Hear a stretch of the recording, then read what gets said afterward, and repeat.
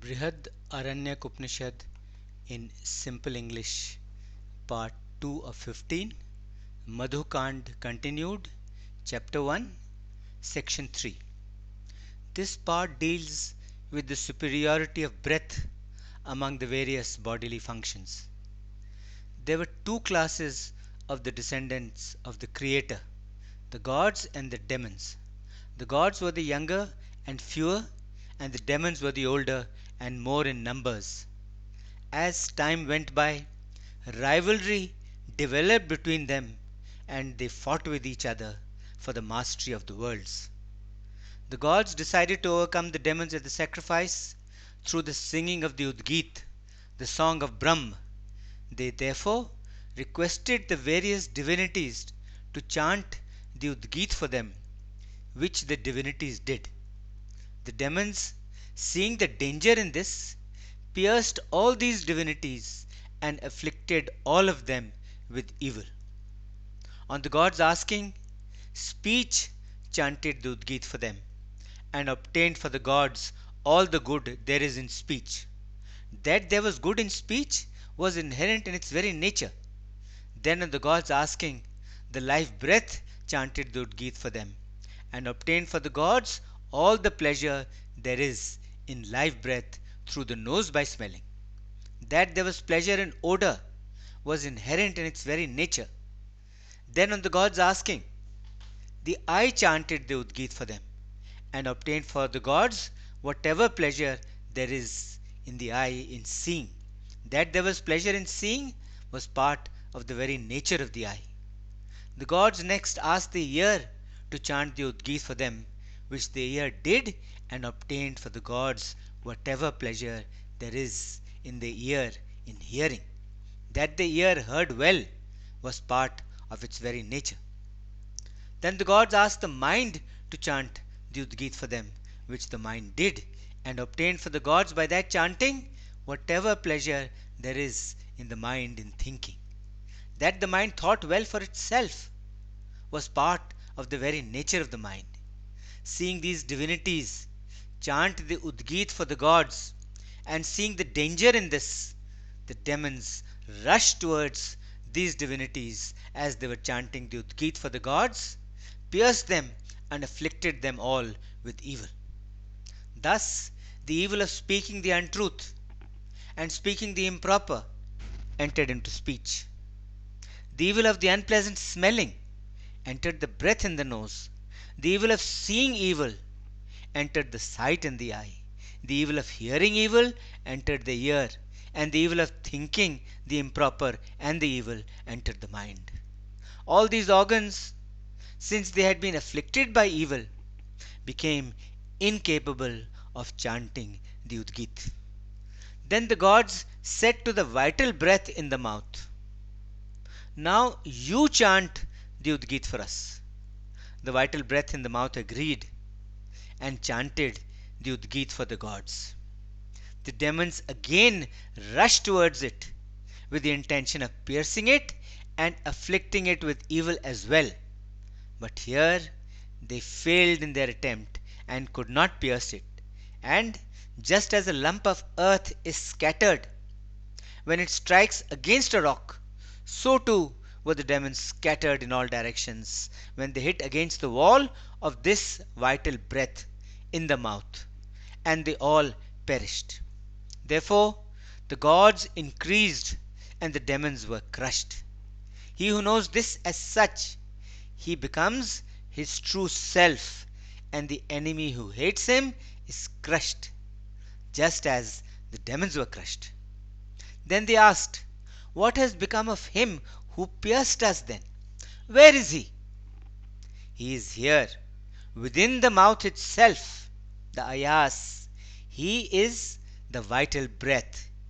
He is the ras, the essence of the cause and the effect of the actions of all the organs or the limbs or the angs or the parts of the body.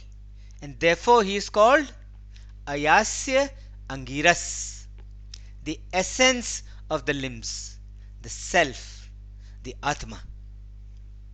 That divinity is Dur.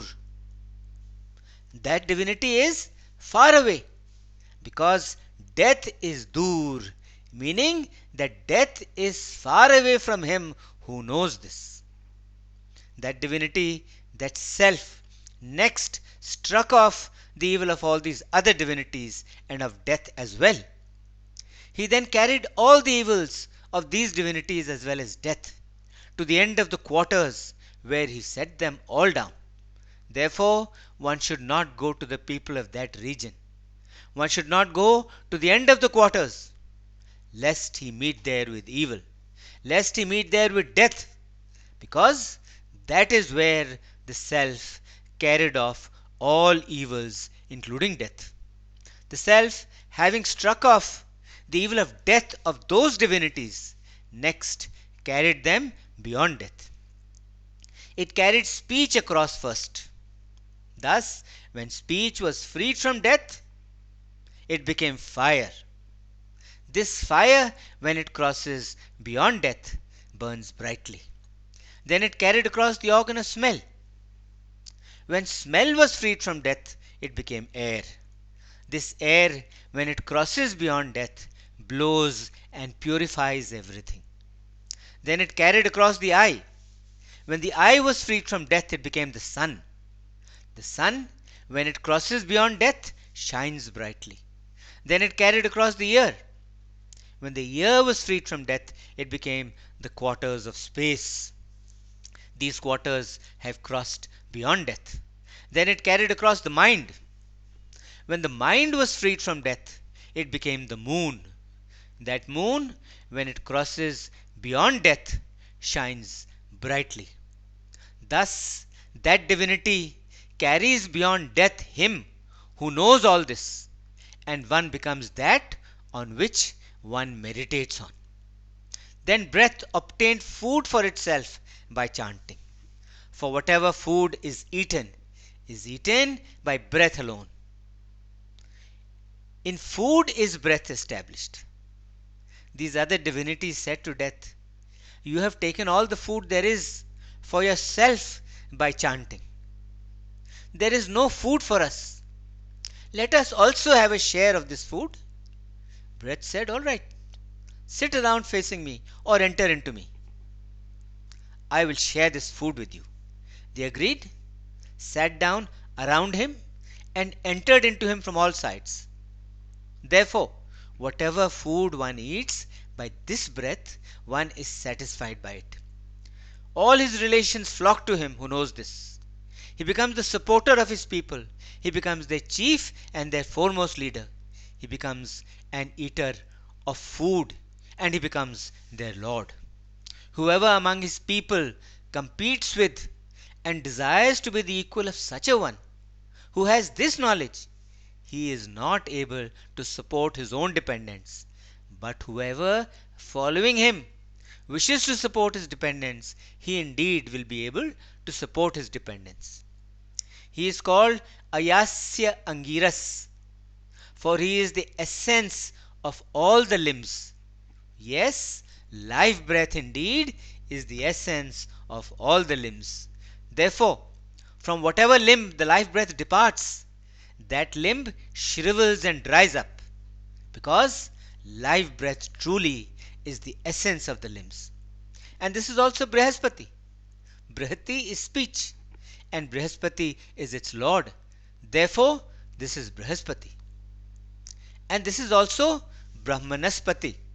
Speech is Brahm, and this is its lord.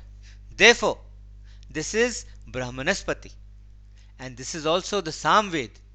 Speech truly is the chant. It is Sa, female, and it is Am, male. Sa is speech, and Am is vital breath. And together, the two become the great Psalm. That is why Psalm is called Psalm. This Psalm is great. It is equal to a white ant. It is equal to a mosquito.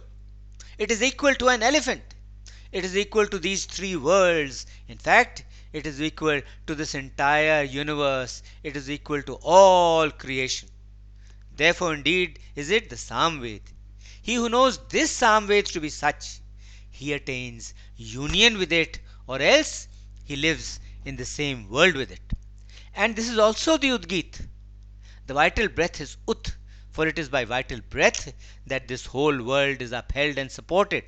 And Geet or song is speech, and the two together become Udgit.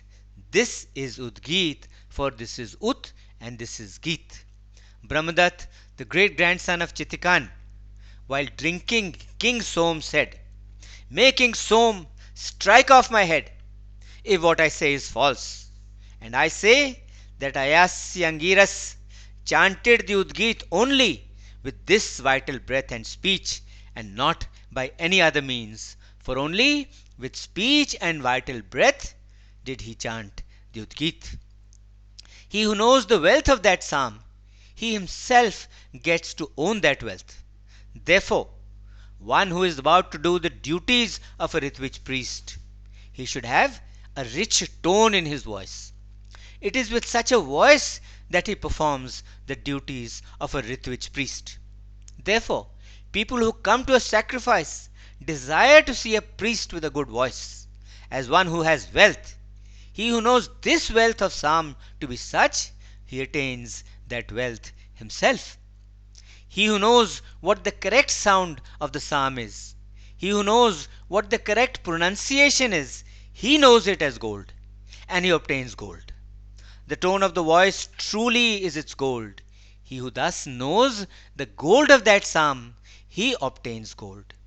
He who knows the support of this psalm is indeed himself supported by it. Speech truly is its support, because when supported on such speech, the vital breath chants. But some also say that it is supported on food. It is supported on the body, for the body is considered as food. Next, we come to the repetition only of the hymns that purify, the purificatory hymns. The Prastotra priest who sings the introductory hymn recites the chant, and while he recites it, the sacrificer should recite these three Yajus verses. Asato ma satgamo, tamaso ma jyotirgamo, mrityurma amritgamo. From the unreal, lead me to the real. From darkness, lead me to light. And from death, lead me to immortality. When he says, from the unreal, lead me to the real, the unreal in truth is death. The real is immortality. Make me immortal. That is what he says. When he says, from darkness, lead me to light, again, darkness is death and light is immortality. So in fact what he says is, from death lead me to immortality. Make me immortal. And when he says, from death lead me to immortality, this is very clear, requiring no explanation whatsoever. He prays to the Almighty to lead him from the mortality of repeated death to the immortality of eternal existence in the Almighty Himself.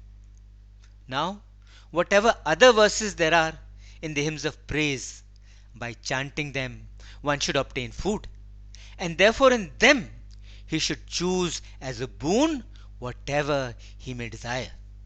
The Udgatra priest who chants hymns from the Samved, who knows this, whatever he desires, either for himself or for the sacrificer, he gets that by his chanting. This indeed is called world conquering. He who knows this chant, for him there is no fear of his ever being without a world. End of part 2 of 15. Om Shanti Shanti Shanti Om.